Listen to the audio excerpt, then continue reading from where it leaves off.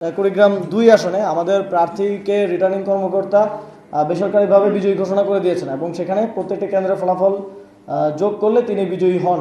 কিন্তু তারপরে আমরা দেখলাম বিএনপির নেতাকর্মীরা রিটার্নিং কর্মকর্তার কার্যালয় ঘেরাও করলেন, এক ধরনের মব সৃষ্টি করে ফলাফল পরিবর্তন করার দাবি করতে থাকলেন এবং এটা আমরা ঢাকা ৮ আসনেও দেখেছি। সেখানে একটি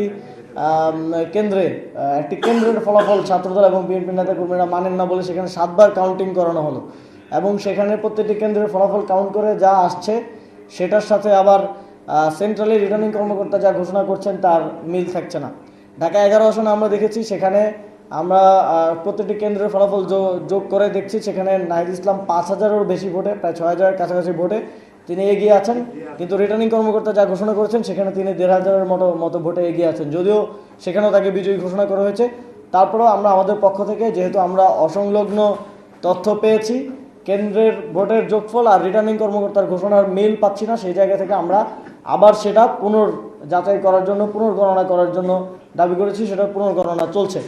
তো এইরকম কিছু কিছু জায়গায় খুবই কম মার্জিন আমরা দেখেছি, অনেকেই হেরে গেছেন, অনেকেই জিতে গেছেন, ২০০, ৩০০, ৫০০ ভোট, ১,০০০ ভোট, ২,০০০ ভোট। সেখানে যদি এরকম ৩,০০০, ৪,০০০ ভোটের হিসাবে, কেন্দ্রের হিসাবে একরকম, রিটার্নিং কর্মকর্তার হিসাবে একরকম, মিডিয়াতে অন্যরকম আমরা দেখতে পাই, এটা আমাদের মধ্যে একটা সুষ্ঠু নিরপেক্ষ নির্বাচন এবং ভোট গণনার ক্ষেত্রে একটা সন্দেহ তৈরি করে এবং এই সন্দেহ নিয়ে আমরা কখনোই সামনের দিকে এগোতে পারবো না। এই বিষয়ে সুস্পষ্ট ঘোষণা নির্বাচন কমিশনকে দিতে হবে, সুস্পষ্টভাবে প্রয়োজনীয় পুনর্যাচাই করে নির্বাচন কমিশনকে হস্তক্ষেপ করে সেটা পুনর্যাচাই করে সে বিষয়ে সিদ্ধান্ত দিতে হবে। কারণ ইতিপূর্বে আমরা রিটার্নিং কর্মকর্তাদের পক্ষপাতিত্ব দেখেছি।